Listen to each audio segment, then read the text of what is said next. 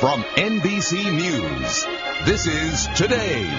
And up next, the new way to protect your children from traumatic injuries on the sports field. That's right after this. This morning on Today's Health, football helmets and head injuries. It's a growing concern among parents of younger players. Well, today's Tiki Barber has spent his share of time on the field. He's got more on this. Tiki, good morning. Good morning, Ann.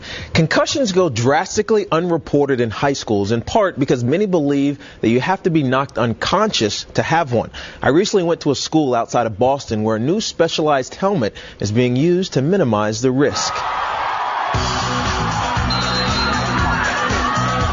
For the more than 1 million kids playing high school football. Man, this is not a weapon right here. We do not tackle with what? Helmet safety is one of the most important concerns.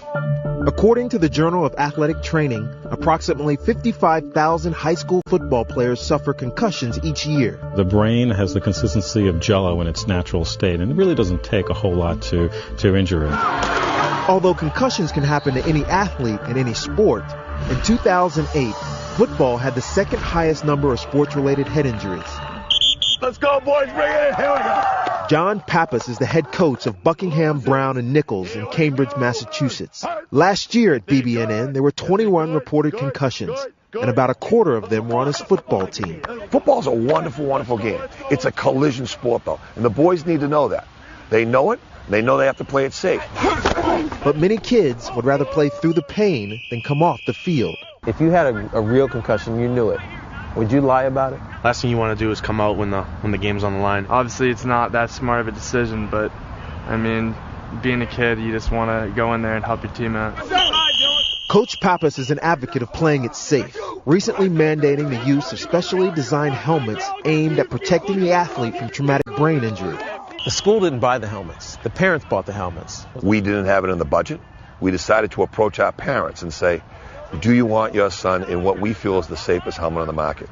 And 100% of our parents bought into the program. At $350 a helmet, it's a significant cost for parents. Even in times today, where everybody's scraping a little bit, I think that anything we can do to put the kids in a position where they may not get that concussion, and I think it makes a lot of sense. Back to the whistle! Back to the whistle! When that player gets hit, you really need to think about what's happening to the brain inside the skull.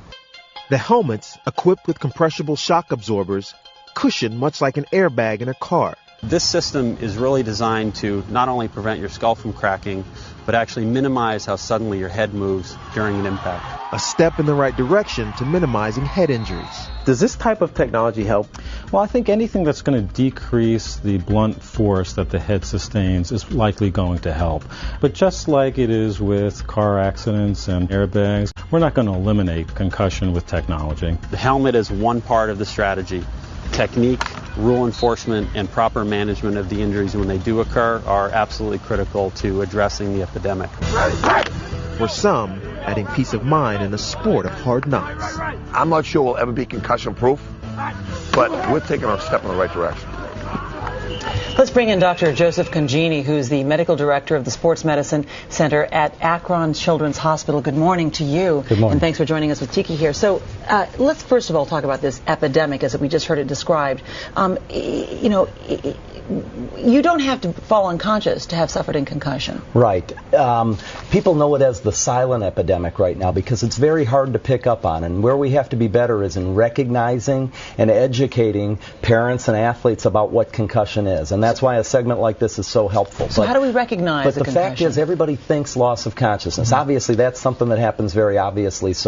But you know that only less than 20% of concussions have loss of consciousness. Over 80% don't have loss of consciousness. So there's other symptoms that kids have that show us the brain isn't working normally. And we have a list of some of these things. There's a long list, yeah, and you can see that there's a card we give parents because it's a long list, because the fact is the brain has a lot of different perform jobs or functions. And when the brain is bruised and not working right, you can have visual problems, you can have balance problems, you can have memory problems, sleep problems. Headaches. There's a lot of different things. One simple way to think about it is the brain doesn't work normally. It's like if you work and you're used to working on a high-speed computer, and all of a sudden you have to go to one of those old dial-up computers that take forever. Have you ever had that experience? Yeah. The brain actually works like that when kids are concussed. You've been through this a couple of times. What can you add to this? Well, you know, I was down on Capitol Hill for the concussion discussion they had in the House, and one of the things that kept coming up, and one of the things that I really wanted to express, and I just talked to you about this off air. Your son is playing football right now. Yeah. He's 14 years old, and I ask you,